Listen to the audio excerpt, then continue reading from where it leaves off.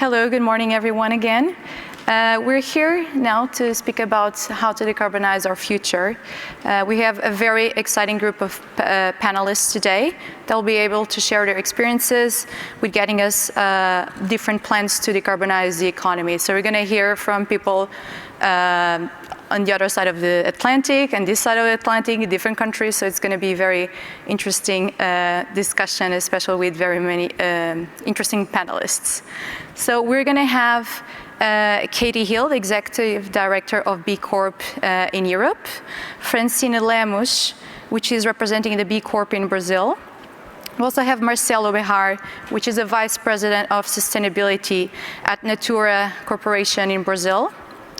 Gonzalo Muñoz, co-founder of TriCiclos, one of the most successful Latin American circular economy and waste and recycling company. And then here on stage we have Pedro Barata, CEO of Get2C, and he has also been involved in many projects regarding decarbonization, decarbonization, including working with our Prime Minister of Environment to developing the decarbonization roadmap for Portugal. So with that, I'll start with Pedro here on stage. Pedro, can you tell us more about the work you've been doing with creating a carbon neutrality roadmap and what has that been involved? What key takeaways do you have in terms of different actors? What type of different work we have to do? Can you explain us more, please? Well, first, thank you very much for having me. First, a little bit, just a very quick background to why Portugal embarked on a carbon neutrality roadmap. We had already before that something called the low carbon development roadmap that was done in 2011. The challenge was much different this time around. We had the Paris Agreement. One of the key defining features of the Paris Agreement, which I hope you all know what it is, the agreement in 2015 undertaken under the United Nations, that really provides a new framework for international cooperation amongst countries in fighting climate change.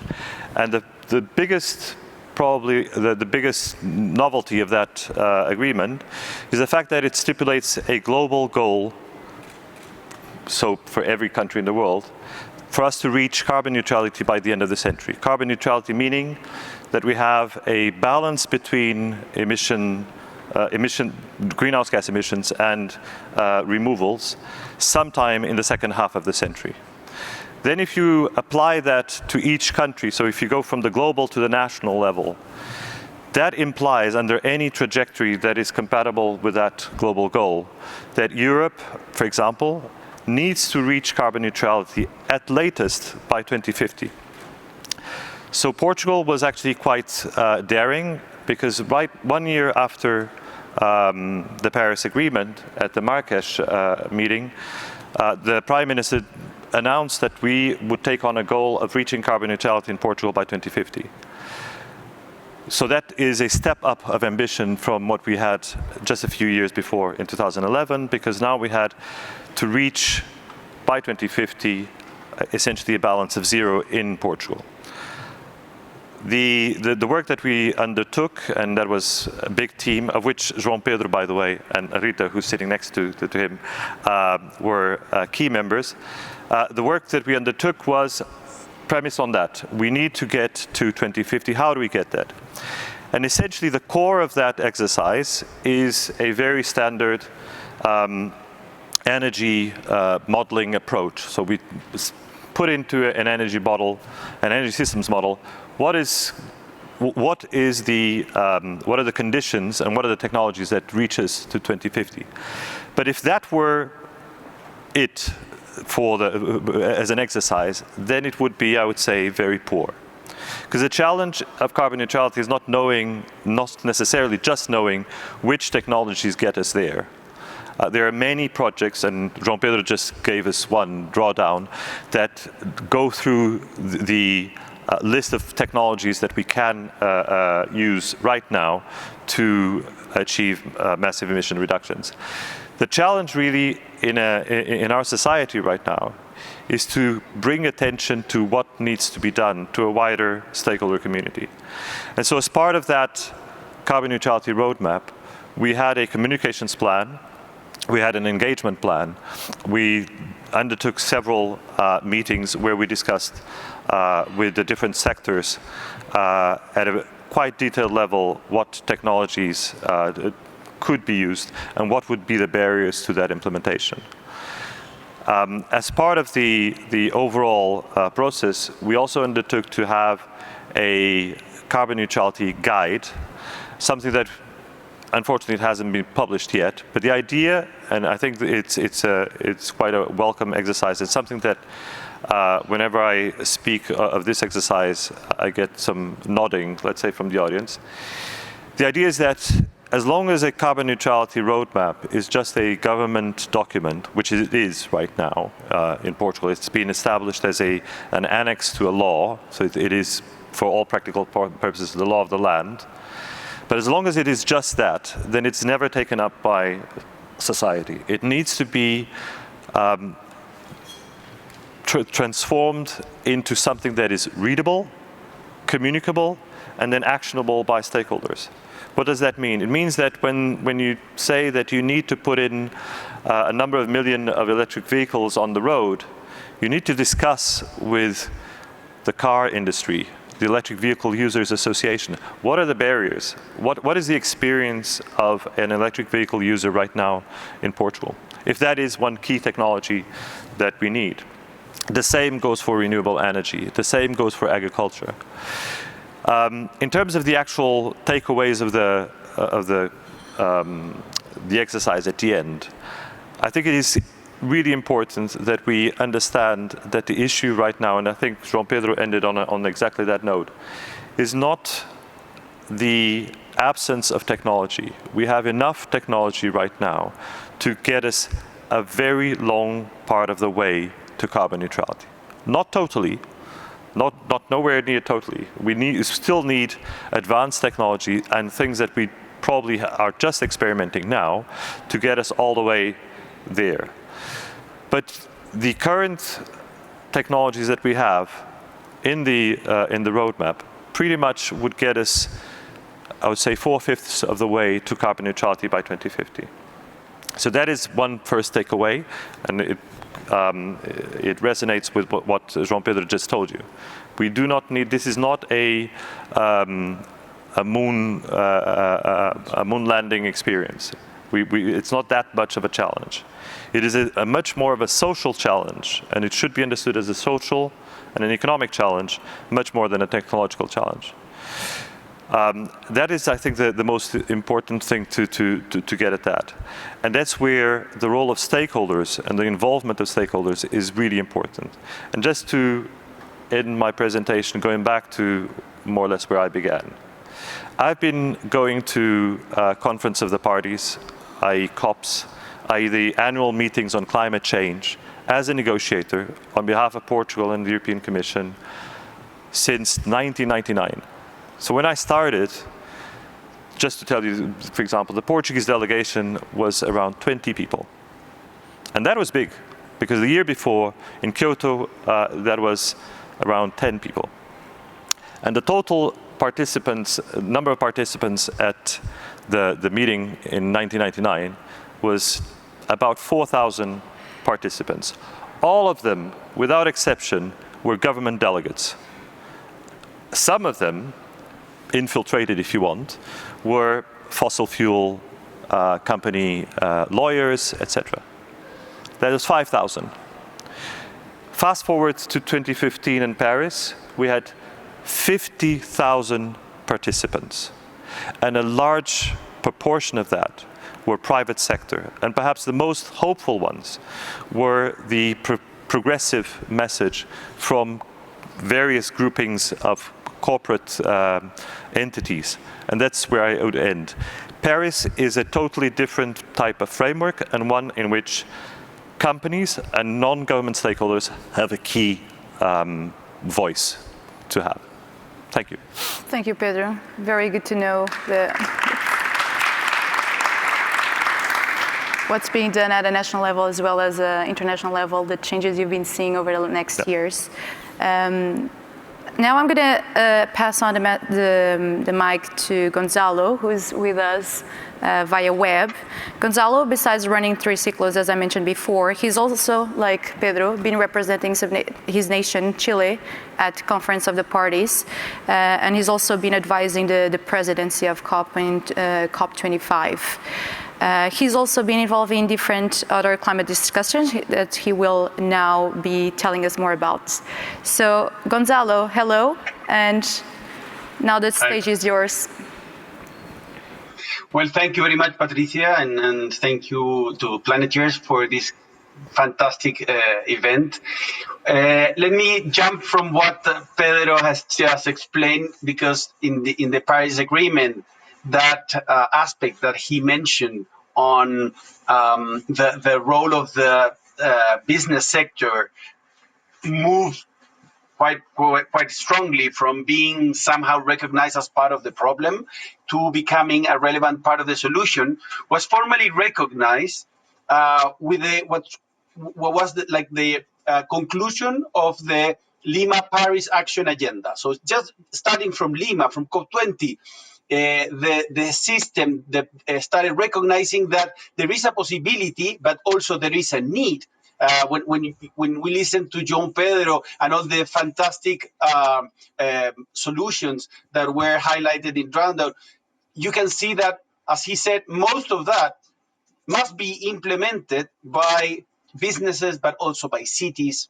In certain countries, subnational regions, you can imagine how important are the states in a country like the United States or Brazil, for example. But then the financial sector have a relevant role, universities, schools, etc. Right? So in the Paris Agreement, for the first time, there was a formal recognition that these so-called non-state actors were mostly those that will be able to deliver the concrete action and the implementation of the Paris Agreement, right? And it was first an agenda that was set for 5 years, and that meant that every country that was taking the presidency of the COP should name a high-level climate action champion to lead this agenda with the non-party stakeholders all together towards the implementation of the Paris Agreement. Well, the first one was Laurence Toubiana from France, then Hakim Al-Haite from Morocco, then Inia Seruatu from Fiji, Thomas Khrushchev from Portugal at COP24. I was saying to COP21, COP22, COP23, COP24. The four of them are civil servants, so people that are very well related to the process. And Chile, when taking the COP25, did one quite an innovation and a disruption in the system, and named for the first time a high-level champion coming from the private sector, and that was me. I was very honored to be named by the Chilean presidency and the UNFCCC as the high-level champion for COP25, and I received mostly two big mandates. One was to bring the voice and the capacity of the non-state actors to really commit and implement, right? And I was, as you said, coming not only from TriCiclos, I co-founded a winery as well, but also I co-founded Sistema B, the platform of the BCorps that Francine and Katie do very properly. So the other thing that the Chilean government gave me as part of my mandate was to position science in the center. And as Marcelo, as Pedro was referring to, in the Paris Agreement, there was this idea that we had to reach net zero emissions in the second half of the century. But in October 2018, just 2 months before COP24 in Katowice, the IPCC, the experts, the scientists in climate change, they released this report called the 1.5 degree report that was showing a very clear trajectory of how important it is to mobilize all of our efforts towards increasing the temperature not more than 1.5 degrees. Okay, I'm having this now even in my jacket here, the 1.5 degrees with the SDGs. Well, there's a signal that is aligned with what Pedro mentioned on the commitment of Portugal, because in that report, scientists are telling us in order to reach the 1.5 degrees, we have to reach net zero emissions by 2050 as a whole, as a globe. So when the Chilean presidency appointed me, they said, okay, we need to put science in the center, and that means following that report that was not necessarily welcomed at the COP24. The parties decided just to take note of the report, but we started working with that very strongly last year with the idea of mobilizing all of the parties, but also all of the non-party stakeholders, recognizing that there's a possibility, while asking for, let's call it, voluntary commitments where we not need to reach consensus. We created this alliance called the Climate Ambition Alliance. We launched it last year for the Secretary General Summit, putting together all of those countries like Portugal or Chile that wanted or were willing to commit to a net zero emissions world by 2050. We reached at that time 66 countries, but also putting together a lot of businesses, again, committed to a net zero by 2050 target, and Natura, for example, was one of them. Then we took that alliance that was putting together, again, parties, businesses, investors, subnational states, and cities, all together towards COP25. In Madrid, we increased the number. We reached 121 parties, but then also an increasing number of mostly businesses and cities. And when it came to investors, we reached $4 trillion. And then what happened in between is that the B Corp community appeared with a much ambitious and stronger commitment. The B Corps, in which as I said, I'm also part of it, and TriCiclos and Polcura are two of the B Corps that committed to that. We decided that our commitment is going to go towards net zero emissions by 2030.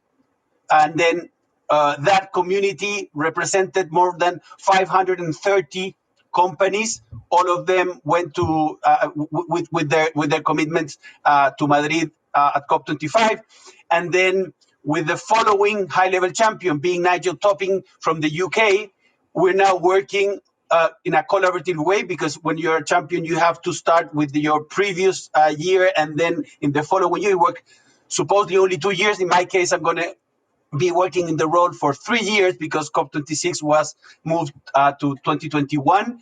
With Nigel, we decided to put all of these non-party stakeholders' commitment, because that's our part, to mobilize the non-party stakeholders, not necessarily the parties, but to inspire the parties, for them to activate the ambition loop, for them to feel comfortable that this is possible, this is happening, as Pedro are referring to. There are so many things that are already happening that they have to take into consideration for that to be expressed in their national determined contribution, and not only work towards the enrichment of the Paris Agreement, but also to follow the most ambitious goals that science is showing us.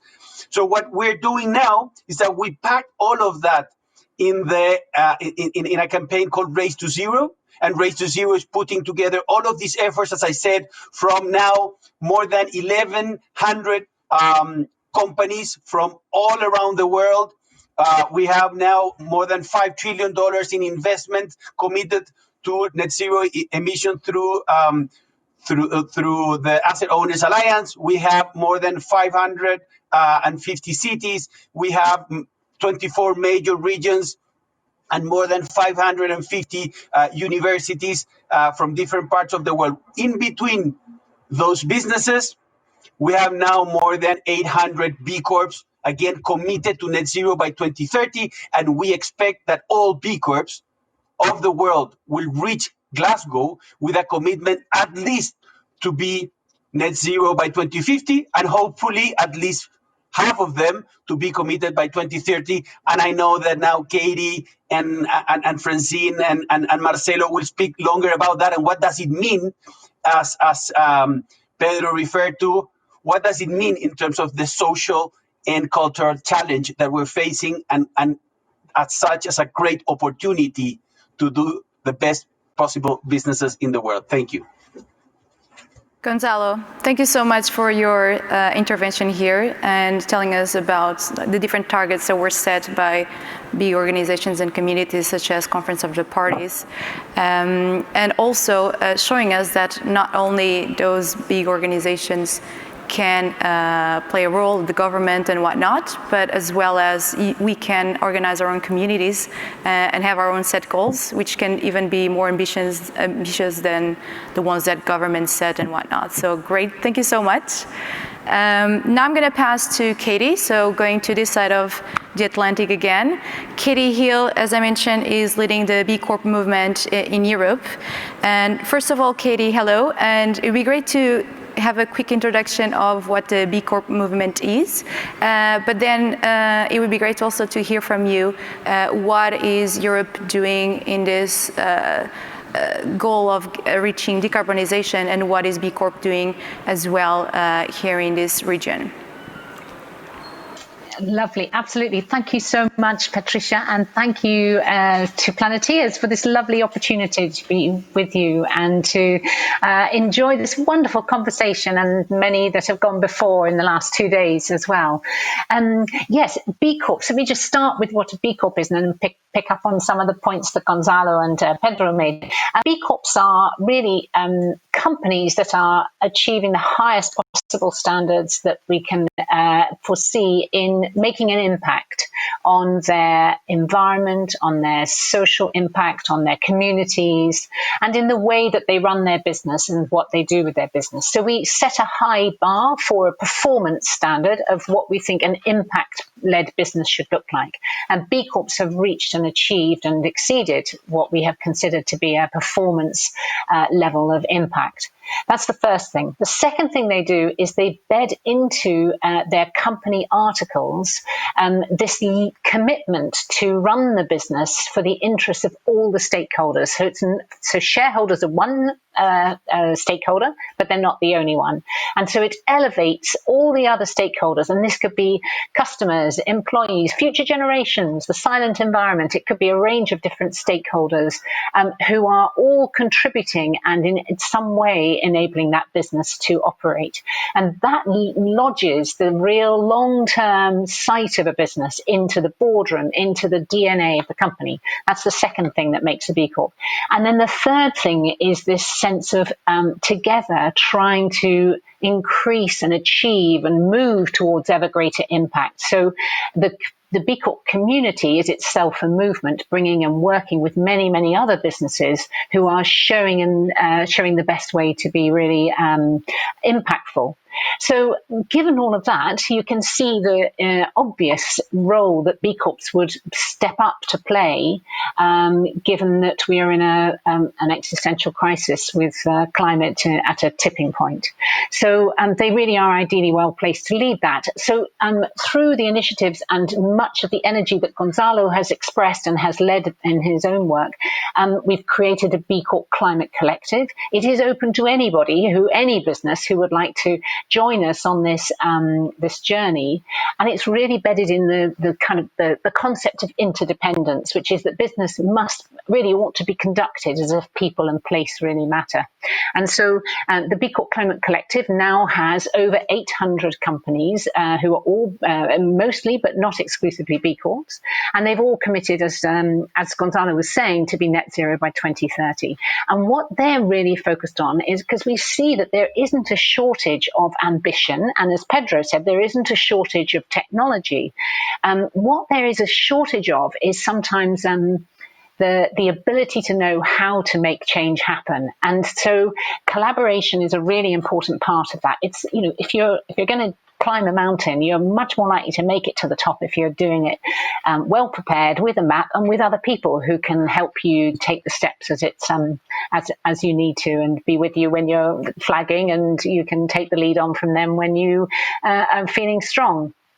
And that's really the principle of this. So, cross-sector collaboration. We're learning so much from different sectors who are experimenting in one area and then feeding that across into others, whether it be on plastic or food wrapping or other carbon sequestration issues. There's so many ways we can learn from each other. And then advocacy is super important. We recognize that actually the power of business, as it's seen increasingly as part of the solution, not part of the problem, is really powerful. And this is a cohesive group of companies who can speak with one voice and with a really clear vision and ambition. And so we've now set about creating this collective, and it's now looking at how to measure and manage its scope 1, its scope 2, and the most relevant scope 3 emissions that they create. And it's going to look at how to eliminate those emissions, and it's using science-based targets to help reduce those emissions. It can make use of verified gold standard offsets if the emissions cannot be eliminated. And then the important thing is transparency, and this fits, I think, a little with Project Drawdown and the conversation that was going on before about producing reports that actually give public information and progress, and actually learn from things that are really difficult as well. And if we think in Europe, we've now got in Europe and the UK together actually just over 800 B Corps. So we're about 25% of the entire B Corp community. But if you think of Europe with this extraordinary potential through the European Union to bring 27 countries together on this, this is an enormous opportunity which we think we can play into really strongly. And the EU Green Deal is making exactly the commitment. It's got an entirely new approach, I would say, from its previous growth strategies. It talks about creating a more caring economy and the green oath of do no harm. And it's bedding these commitments that the Green Deal commits to making the whole of the EU climate neutral by 2050, in line with the Paris Agreement, is actually at the heart of the whole of the EU policy making. So we're seeing this going across legislation. They're going to be introducing a climate law, which will come in fairly soon. But it also goes into areas such as corporate responsibility. What does a corporate body need to do to think about behaving in its utmost responsible way? What do we do about the sustainable finance system? How do we, again, you had conversations earlier today about this. How do we make sure that these decisions about the carbon emergency are bedded into the financial decisions that asset managers have to take? So looking at the fiduciary duties of the asset manager and the investment industry, as well as the corporate who's actually creating goods and services. And it also fits hugely with the general industrial behaviour and industrial policy that the EU are leading. So there's an enormous sense of moment where these things are coming together through a great sense of urgency. And the BCorp movement, I think, and we will hear soon from some of the wonderful experience and practicalities that are going on in Brazil. And yesterday, I know we talked with B Corps from Portugal. But what I think you're seeing is the recognition that for the real culture change that needs to happen to bring this to become something that everybody is responsible for, whether you're an employee or when you get home, if you're in the house, whether you're a child at school or whether you're a student looking to think about what you want to do with your future, this is something for all of us to consider. And I think it's that culture change which is so much easier to bring about when there's a sense of common purpose and identity and a collaboration. And we are really excited at the number of initiatives and groups that we're meeting through this work, through the Race to Zero. We are really exploring and opening up all sorts of new opportunities, whether it's from the foundations who are funding or the investors who are considering how to actually take innovation risks with their capital, or whether it's new businesses who are starting up and exploring options. And all of them, we would love to engage and be part of this initiative that the BCorp Movement is so excited about driving. So I'll stop there for now and look forward to hearing from Fran and from Marcelo about the amazing things they're doing in Brazil too. Great, thank you very much, Katie. It's been very much wide-opening, understanding how the BCorp movement is joining forces with different organizations and type of actors, such as investors in Europe and everywhere, and really make this goal of decarbonizing the economy move forward fast. Now you're going to hear more, again, to the other side of the ocean, the Atlantic, Francine speaking with us from Brazil. She's leading the BCorp movement in Brazil, and she's going to tell us more about practical actions they're taking to get to a more decarbonized world. Francine, go ahead, please. Hi everyone. Good morning, good afternoon. It's a pleasure to be here. And as Katie said, the BCorp movement is a global movement that really believes on the force of business to change the world, to tackle the main issues that we have. So in order to do that, we don't work alone. We work with different organizations and different stakeholders. Here in the region, we have almost 700 BCorps that can do a huge difference. In Brazil, we have almost 200 BCorps. Natura was one of the first BCorps to be certified and the biggest that we have in the region, and it's leading the way. I'm sure Marcelo can talk more about Natura and their experience. But I would like to give a Brazilian perspective, different from what we have in Europe with the Green New Deal, which is a dream for us. The situation is completely different. Just to give you some fresh numbers that we have last year, that this year we have the highest level of alerts of deforestation of Amazonia region here in Brazil. It has increased at 34%. It's not only in Amazonia, it's also in other regions. It means that only in Amazonia, to give an example, we have 9,000 kilometers of forest on fire. It represents 1 million football camps. Can you imagine that? So we have a sense of urgency. In order to tackle that, we would need transparency, we would need investment in science, we would need organizations, specialized entities to take care of it, and we would need protection of conservation units. None of this is happening right now in the country. So this gives us a huge sense of responsibility, and as business leaders, to show the way, to give hope, and to show it's important to act now. Now, as Gonzalo said, we have the goal to have 50% of the network committed to be carbon neutral by 2030. Today we have 25 of them engaged, so we still have a challenge. We know that BCorp leaders, they have a different view, and they are more aware of things, so it's maybe easier for us to engage all of them, but still there is a path. So what we are working here is to have like what we call the strategies curve of engagement, that we develop in three main steps. First is to give a lot of information. I don't need to give a lot of information because the government is doing that, and the press is covering this urgency, but we are working on that. Second is sensibilization. We need to show to these leaders that they can lead the way, that they can give hope, and they can act. And more than that, they can be citizens that can influence other stakeholders. And we are working with this to make each business leaders to believe that they can do and can be the hope that the world needs. And the third stage is to give instruments. So regardless of the industry, regardless of their size, how can they tackle this issue, and how can do it together as a network?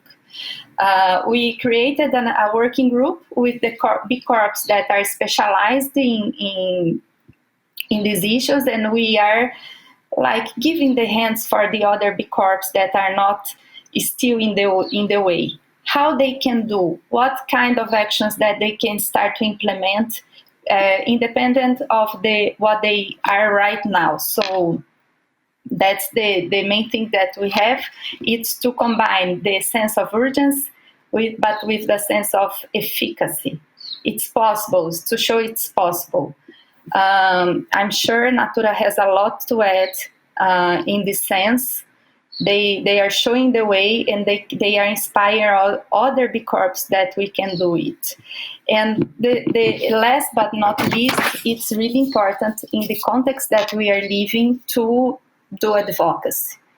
So work with to press the government, to press the capital market. It's really key for us to make something different, to make something different. So we do believe that together we can do much more progress that we have right now. Thank you. Thank you very much, Francine. It's great to see how things can be a bit different from one region to the other, and what, Francine, the issues are with Brazil and how you should be tackling these decarbonization efforts. And now we're going to hear about another B Corp besides TriCiclos, which we've heard of before, which is Natura Corp. So we have Marcelo on the line to speak about Natura's efforts as an organization, as like having other organizations within it and being represented in 73 countries. How have you set your goals? How have you made the companies under the group set purpose-driven goals, and what have you done so far? How are you acting on it? It would be great to hear from you now. Thank you so much. Thanks for the invitation, and it's great to join some close friends like Gonzalo, Fran, Katie, and some new friends as well. So just to talk a little bit about ourselves and to explain who we are, for those who are not familiarized with Natura. Natura is a Brazilian-based company which was founded in 1969 here in Brazil, in São Paulo. And we've been doing our practices in sustainability for 50 years by now. So in 1992, I think that's the first landmark, when Brazil hosted the United Nations Conference on Environment. I think the awareness on climate and biodiversity came into the company, and that made Natura start manufacturing its products out of the Brazilian biodiversity. And with that, it created a system of natural-based solutions that are at the same time a business solution for tackling the climate crisis, but it's also the platform for our product launch. So it's totally connected, the way that we do business and the way that we operate in sustainability.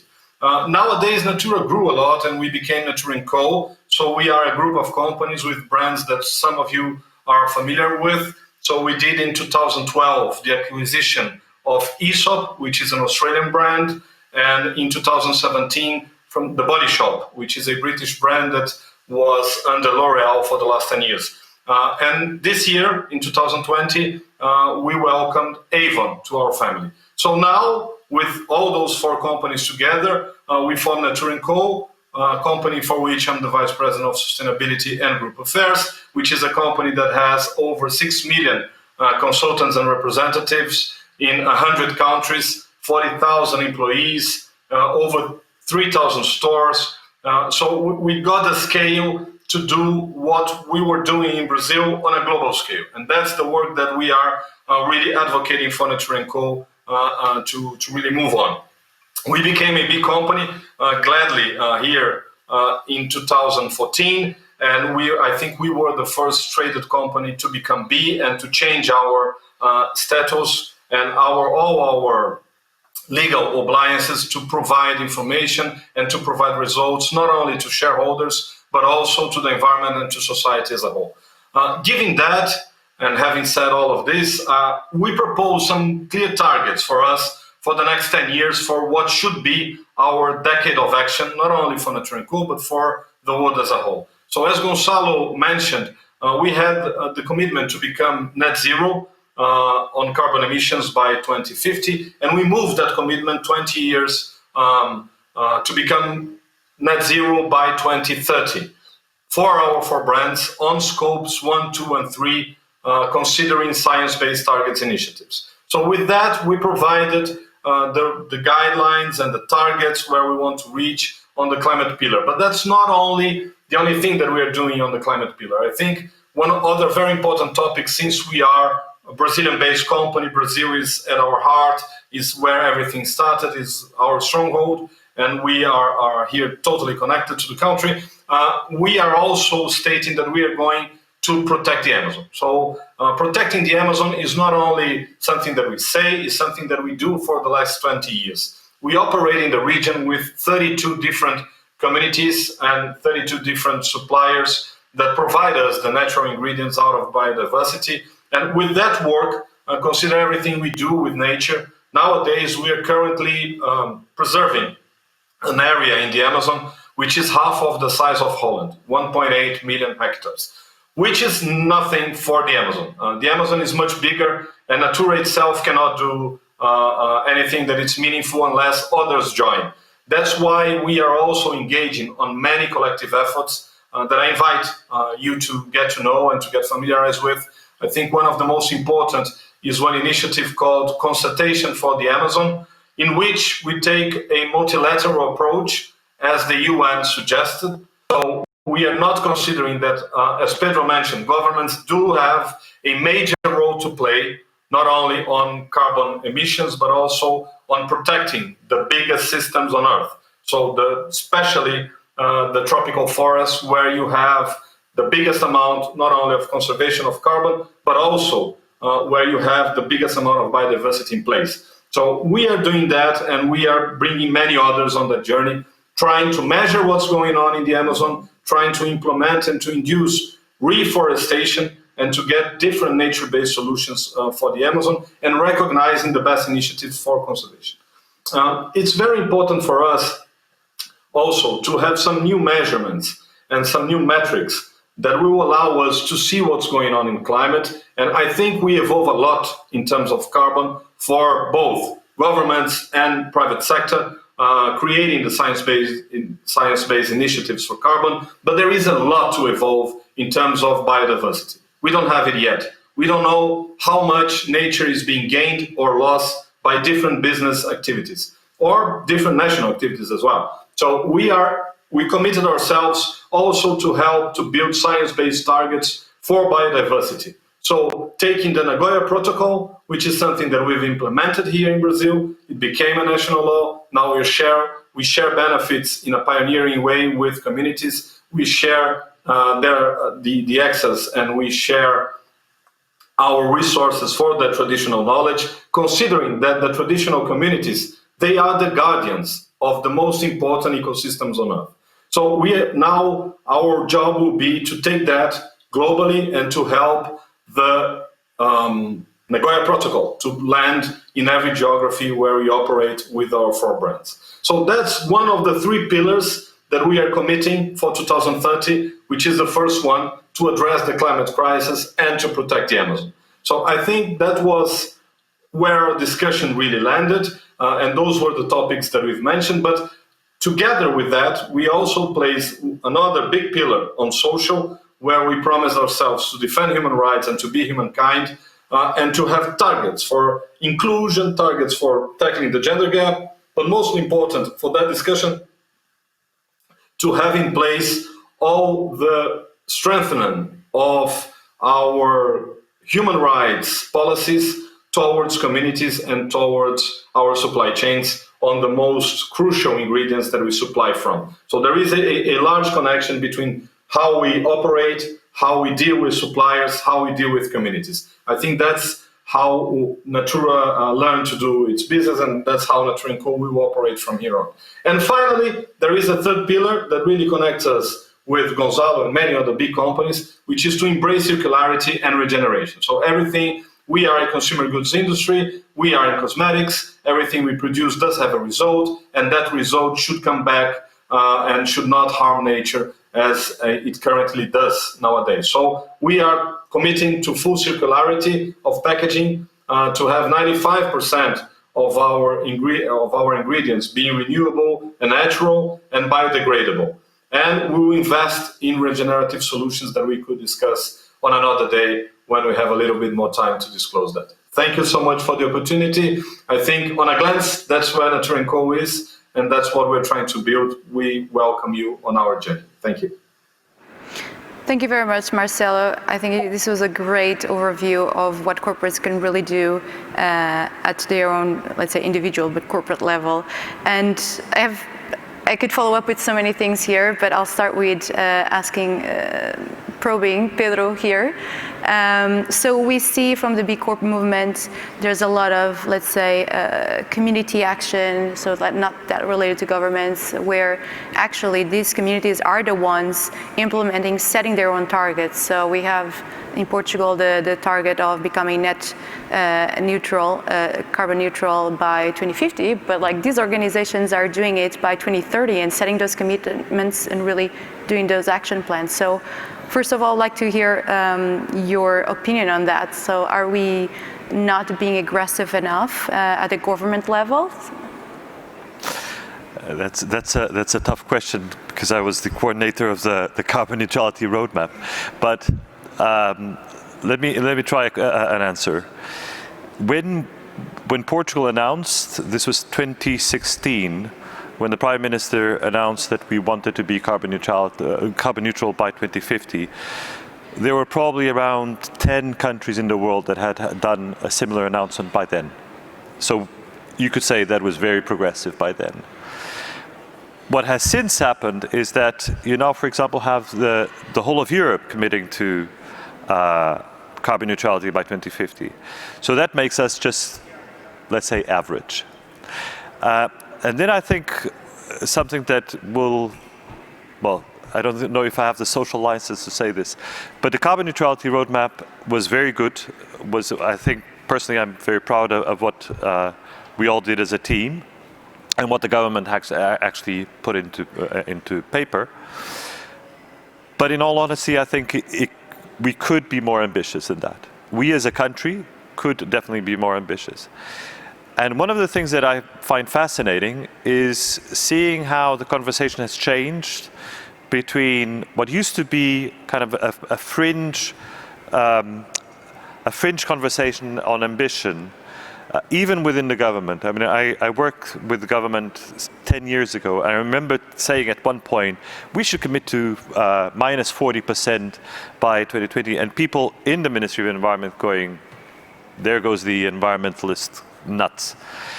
And what we're seeing now is, first of all, that increasing ambition is no longer seen so much as challenging, but in a negative way, as in saying, oh my God, this is going to cost us tremendously, but as something that we must do.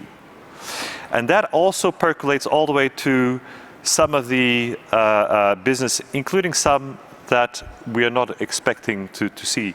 So I'll give you just one example. One company that I can't name, but some of you will guess because it's in an oil and gas sector company in Portugal, has actually looked at how they account for carbon emissions. And they hired the company that I'm with to look at their carbon accounting and to develop something that some of you will understand, a key performance indicator for the C-suite. And that key performance indicator is, how does that company address its carbon emissions in relation to carbon neutrality, i.e., are we doing enough to get to carbon neutrality? So this company doesn't go public with its goal, but it's already inside. It is thinking about all of these things that we hear about, the end of oil, or how do we transition to a different energy system. And that is, to a large extent, driven by initiatives like BCorp, the whole corporate movement on carbon neutrality, which has grown incredibly fast. So even to the oil companies, some of the most, let's say, conservative or stale companies, that message can percolate. Yeah. Great to see that there's momentum here also in Portugal. And I would like to speak with Katie and just looking at the marvelous work that Marcelo is doing at Natura. It would be great to hear what you have to say about the 800 corporations you have in Europe and European Union and UK in terms of setting these local regionalized targets and action points. So for instance, Natura is working very much in the Amazon and really doing and walking the talk. Have you seen already momentum in Europe with your organizations, BCorp organizations are the ones that are involved in this climate coalition in terms of these local targets? As we heard from before from Pedro from Project Drawdown, this is a very much also localized type of efforts in some areas. So we'd like to know what's been happening in Europe with the corporations you're working with. Sure, yes, lovely question, thank you. And wow, what you're doing in Natura is so inspiring. And I mean, really, what's wonderful about the BCorp movement is that things don't get pocketed in certain places, but they can actually move across the globe so that we can learn and benefit. And actually the point that you made, Marcelo, about the fact that science-based targets, particularly around the impact on biodiversity and companies' impact on nature is still somewhat underdeveloped, I think it's a really important point that we would definitely want to pick up on and make sure that we integrate into the thinking on the climate collective. And yes, so so this information, hugely, we're affected by companies all across the world. I think each area and region finds its own way of doing this, and we work across Europe with our partners in Scandinavia and in Portugal, obviously, and in Spain, Italy, France, Germany, and there are really different kind of starting points for many of them. Some countries have a real legacy of kind of environmental protection, but still find that they necessarily want to work in collaboration to accelerate their change, particularly around carbon reduction. And I would say the entry point has been carbon. It's relatively measurable in comparison to some of the other targets, and it's relatively easy to integrate that across your supply chain. Of course, by the time you get to scope 3, it's really tricky, and we realize particularly in the agriculture sector that can be a really difficult area to measure your scope 3 emissions in if you get down to the actual animals and the implications of the impact on greenhouse gases there. But we have companies like Danone who are doing a huge amount on biodiversity and agricultural structures within their supply chain. We have companies like Patagonia, which is based in the US but has a big operation in Europe, who have done a huge amount around land use. We have companies like Doppler who are really working on the blue economy, on the water side, on the ocean protection and marine life. And so, and I could go on and on. There are a huge number of companies who are really making this their agenda. And some have actually been set up specifically to tackle a particular element of the climate crisis. And that's really interesting, to make a business model that is entirely around that, which is very close to, as Natura, I think we're talking. And that's your place of innovation. And what's quite exciting is how those businesses are attracting many other stakeholders. So as we mentioned before, investors are interested, but also you get municipalities and local authorities and some educational institutes who are all wanting then to engage in these new ideas and either new technologies or new service offerings. And there is a concept which actually again came majoritarily from Sistema in Latin America, this concept of cities can be. So you go beyond the company, and I think this is probably one of the most exciting areas that we can move to. So you go beyond company by company to sector by sector or place by place, and you start to create an ecosystem all around the common goal, which is to have the cleanest air and the fairest transition to an economy that works for everyone. And so these concepts of cities are a lovely example where you have multi stakeholders all engaged in common areas, and business is one contributor, but not the entire one. We would love to introduce these more freely across Europe. They take a while to develop, but we're working on it with great excitement. That's great, Katie. Thank you so much. So we're running out of time, so I think it's time just to wrap up. But I think from what I've been hearing for this conversation with these different speakers is that to reach our carbon neutral goals, we really have to act in different ways with different actors. Everybody has their own role. So we have to focus on raising awareness, sensibilization. There are cities, there are governments, there are financial institutions, there are corporations, all of them have a different role to play. And I think we just shouldn't be waiting for others to act, to start acting and showing the example of what can be done. And yeah, I think very much from what I've heard from this conversation is giving the power to the individuals, to the ones leading certain areas of organizations, creating climate movements and communities. And with that, just start acting today. So we all as Planetiers, we can already start doing things today. And that's the message I would like to pass on to you. So yeah, let's work on this together. Thank you very much. Thank you.